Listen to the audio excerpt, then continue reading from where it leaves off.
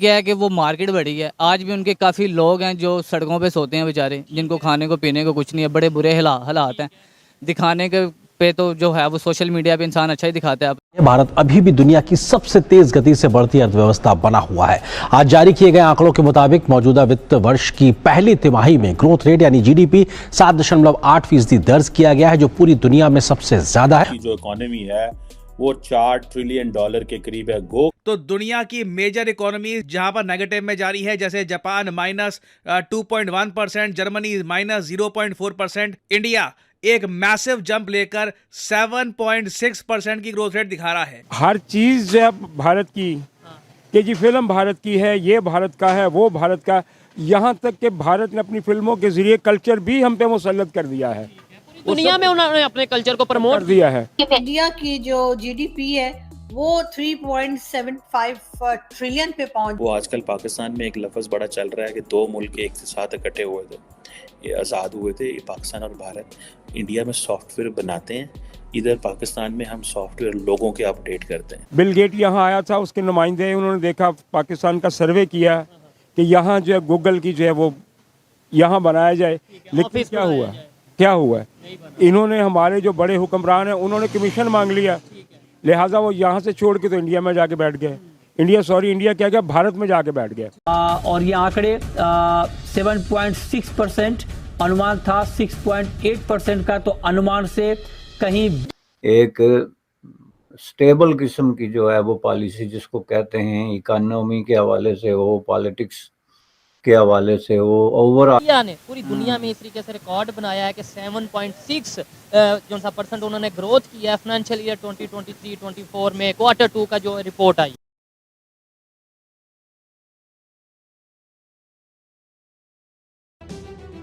जय नमस्कार दोस्तों। तो दोस्तों जैसा आप सभी को पता है कि कोरोना के टाइम से दोस्तों सारे देशों की हालत कितनी ज्यादा खराब हो गई थी, कितनी ज्यादा जीडीपी सबकी गिरती जा रही थी। पर दोस्तों कोरोना के बाद से जो सबसे ज्यादा तेजी में किसी ने ग्रोथ किया दोस्तों, वो है सिर्फ भारत। भारत ही एक ऐसा देश है जिसने कोरोना के बाद से अपनी जीडीपी को इतनी तेजी से आगे बढ़ाया कि सारे देश इसको देख के हैरान हो गए। कहाँ हम लोग पीछे 10वें नंबर 9वें नंबर पर रहते थे दोस्तों, आने वाले दोस्तों हमारी जीडीपी 1 नंबर पे पहुंच जाएगी, चाइना और अमेरिका को पीछे छोड़ के। क्योंकि दोस्तों आपको पता ही होगी भारत में कितना ज्यादा मैन्युफैक्चर होने लगा। अब भारत खुद के प्रोडक्ट बना रही है, विदेश से भारत के अंदर कंपनियां डल रही है, जिससे हमारे भारत को ग्रोथ हो रहा है, जिससे हमारी जीडीपी में बढ़ोतरी होती जा रही है। और दोस्तों 7.6% की हमारे यहाँ जीडीपी बढ़ती जा रही है। इस तरीके से चलती रहेगी जीडीपी तो हमारी आने वाले टाइम में हम टॉप 1 पे बैठे रहेंगे और पूरे ही वर्ल्ड में हम रूल करेंगे। और दोस्तों वहीं दूसरी तरफ पाकिस्तान, जो कि दिन बर दिन गिरता जा रहा है, अपनी जीडीपी को गिराते जा रहा है, इनको उधार नहीं मिल रहा, उनकी ऐसी हालत हो गई। और दूसरी तरफ भारत दोस्तों जो दिन बर दिन ग्रोथ करते जा रहा है, और तो हमारे यहाँ पॉपुलेशन नंबर 1 हो गई है, और हमारे यहाँ पे एजुकेशन भी इतना ज्यादा है कि हमारे देश के लोग इतना ज्यादा ग्रो कर रहे हैं। बड़ी बड़ी कंपनियों में सीईओ जो लगे वो हमारे भारत से ही है, इसलिए हमारे भारत को ये ज्यादा आगे ग्रो होता जा रहा है।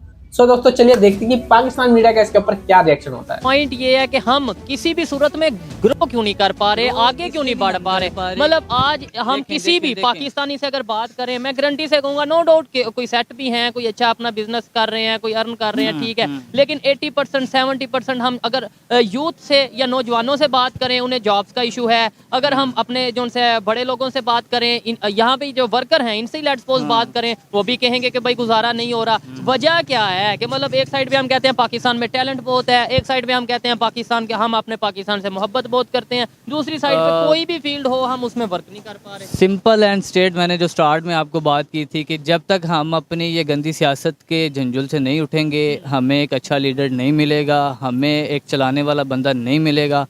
देखें डिपेंड करता है अप लेवल से। आपने अगर टैक्सेस लगाने हैं वो अप लेवल से लगाएं। देखें जो अपर लेवल पे जिनको टैक्स पड़ता है 40 लाख रुपया, वो 10 लाख रुपया देगा, 30 लाख माफ़ करवा लेता है, ठीक है। गरीब बंदे ने अगर 20 देने ना तो उसने 20 देने ही देने, उसकी 20 दिए जान नहीं छोड़नी, ठीक है। नेबर कंट्री अगर डेवलपमेंट की तरफ जा रहा है, जीडीपी हो उनका या आए दिन कोई ना कोई, मैं तो कहता हूँ डेली देखें इंडिया की अगर बात करें ना, वो एक बड़ी मार्केट है, ठीक है। आपको लगता है ये सिर्फ एक रीजन? मैंने अगर आपको पहले अवेयरनेस की बात की थी, वो तो शायद वो मोदी में भी ना हो, लेकिन क्या है कि वो मार्केट बड़ी है, आज भी उनके काफ़ी लोग हैं जो सड़कों पे सोते हैं बेचारे, जिनको खाने को पीने को कुछ नहीं है, बड़े बुरे हालात हैं।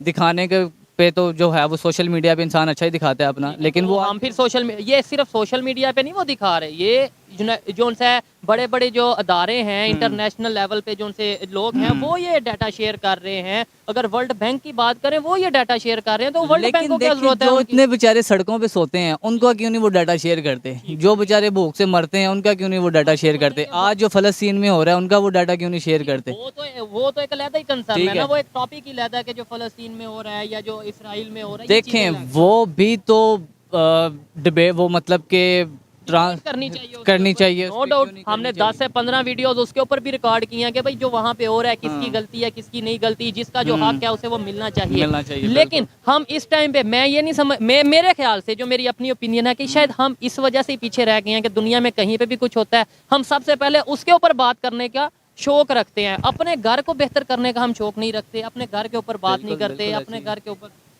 बिल्कुल आपकी बात ऐसी ही है। अगर आप बेहतरी चाहते हैं तो सबसे पहले इंसान को खुद को बेहतर करना चाहिए। ठीक है, हम पहले अपने आप को देखेंगे यार, हम अगर मैं कौमियत की बात कर रहा हूँ तो मैं अपनी कौम के लिए क्या कर रहा हूँ।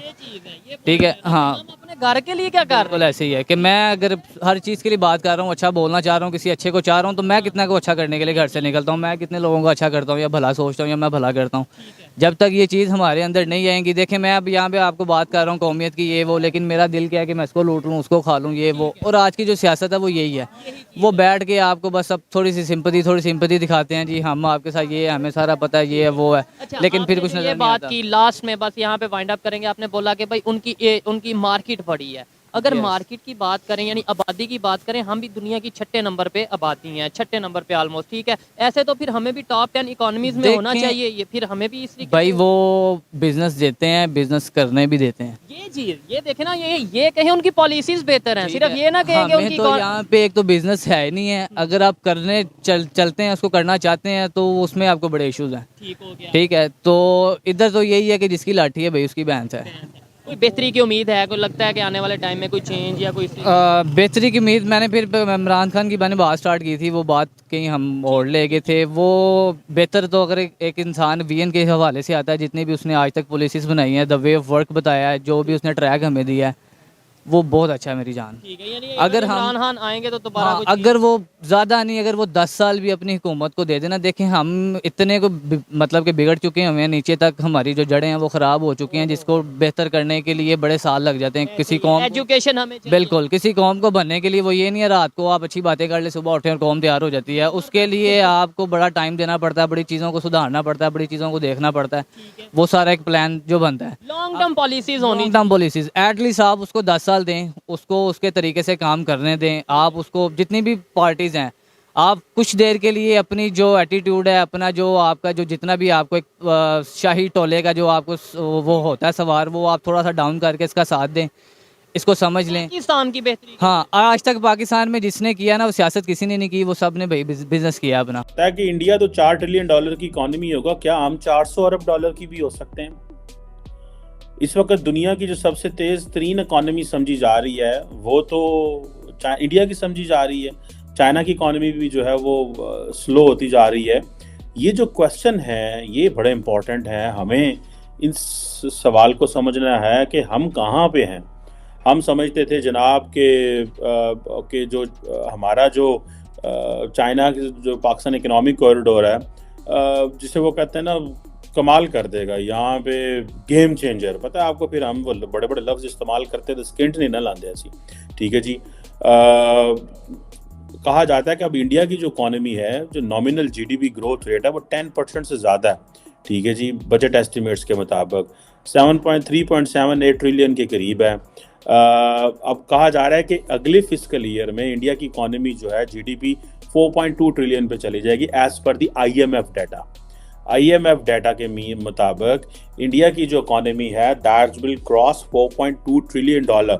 मीनवाइल जो है ये एक जिसे कहते हैं ना, जापान को तो वो जारी बात है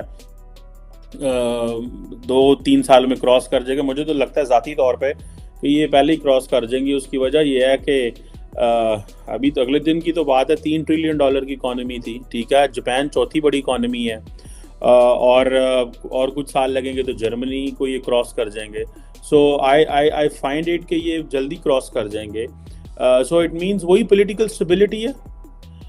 एवरेज जो ग्रोथ रेट है 9% से ज़्यादा होगा, और 2027 अगले जो अगर मोदी साहब ये इलेक्शन जीत जाते हैं तो ये जो 15 साल नरेंद्र मोदी को मिलेंगे, दिस इज वो हम कहते हैं ना, ये 15 साल 15 years of stability, 15 years of economic growth.